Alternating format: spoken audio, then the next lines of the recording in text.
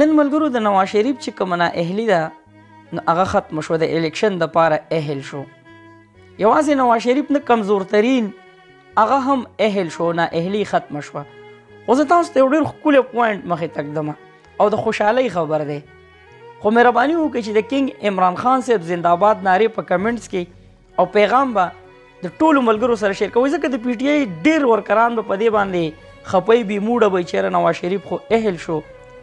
خو د خوشحالۍ چې کوم پوینټ دی هغه دا دی، تاسو ماته د پی ډي ایم د یو ورکر د مټیانو ډبې وښایئ چې د نواز شریف نااهلي ختمه شو، هغه اهل شو. تاسو ماته د پی ډي ایم د مشرانو یا چې کوم د نون لیگ کسان دي، ایم ان اے دي، ایم پی اے دي، د هغوی خوشحالي راته وښایئ، یا راته د ورکرانو خوشحالي راوښایئ چې یاره په دې خبر باندې هغوی خوشحاله شوي، تاسو له چېرته ویډیو مخې له راغلي. دا ډېر اهم پوینټ دی، دا د ځان سره نوټ کړئ.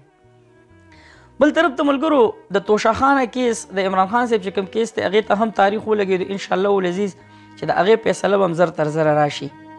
کینګ عمران خان صاحب د خپلې ګرفتارۍ نه مخکې 15 خبرې کړې وې.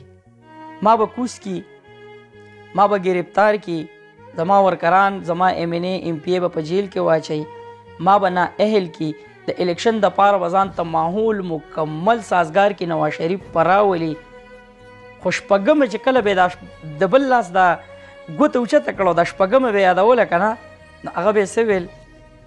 هغه به یې ویل بیا به یم پی ټي آی ګټي. نو حالات چې کوم طرف ته روان دي، الحمدلله ثم الحمدلله موږ مطمئن یو، د پی ټي آی ورکران مطمئن دي، د پی ټي آی ایم ان اے ایم پی اے ټکټونه هر یو سیس کلیر دي، شکر الحمدلله. ځکه چې عزت ورکولو والا او ذلت ورکولو والا هغه لوی رب دی. نواز شریف دا څلورمه پیره د چوتي بار به وزیر اعظم شو، دا دی او هغه دي، خو خپې ښویدلي دي انشاءالله العزیز. په دې باندې پر امید اوسېږئ. نااهلي ختمه شوه، اهل شو، الیکشن لړا وخلی شي. زه یې که نه مړه اوس خو ته دا کینګ عمران خان صاحب را پرېږدئ چې پته په میدان ولګي چې د سیرو سو پخېږي. دا نرتوب خو وکړئ. نواز شریف خو اهل کو، د عمران خان صاحب چې کوم د لندن پلین ویلی و هره خبره یې د کاڼې کرښه وه او ټولو پاکستانیانو ولیدو چې کینګ عمران خان صاحب کومې خبرې م پرېښودې دي، هر یو حقیقت او قوم ته هر یو څیز داسې ایښی او صفا چې دا حالات به راځي او دا حالات را روان دي. د پاکستان په تاریخ کې واحد وزیر اعظم عمران خان صاحب و چې الحمدلله ثم الحمدلله د وخت نه مخکې پاکستاني قوم ته ټولې خبرې ایښودې دي او هغه هر یو څیز رښتیا شو. مطمئن نو عمران خان صاحب پاکستان نه، هغه د ټولې دنیا آیډیل ځکه جوړ شو چې نن هر یوه خبره رښتیا کیږي او هغه دا خبرې مخکې کړې وې. د پاکستان په تاریخ کې داسې وزیر اعظم نه و. نواز شریف په جیل ته کول ته به یې پخپې ودربولې، هغه به یې ویل ګورې سبا ته م نه ویل، اوس را نیمه ګنټه کې دننه څه چلو کوي، ټکټ راله وکې کوي او ومیلېږئ لندن ته. دې سیټ کې تاسو ته دا اخبار ښکاري، دا 2000 اخبار دی. دا بیماري د د ډېر وخت نه ده. خو دله موږ یو مشوره ورکوو چې په لندن کې خو ټیک نه شوې. دې سیټ کې تاسو ته دا ویډیو ښکاري، دې پیر صاحب ته ځان وښایي، دا په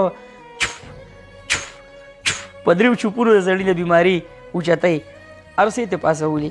نو هسې لندن ته مزه بانې مه کوه، صحیح ده. ټول قوم وپېژندې، پاکستاني عوام رایښ شو او بیا دپاره برنه انشاءالله العزیز که الله جل شانه غوښتله نو د وزیر اعظمۍ په کرسۍ به رانه کښېني. خو کینګ را پرېږدئ، پته به اوس په میدان باندې لګي.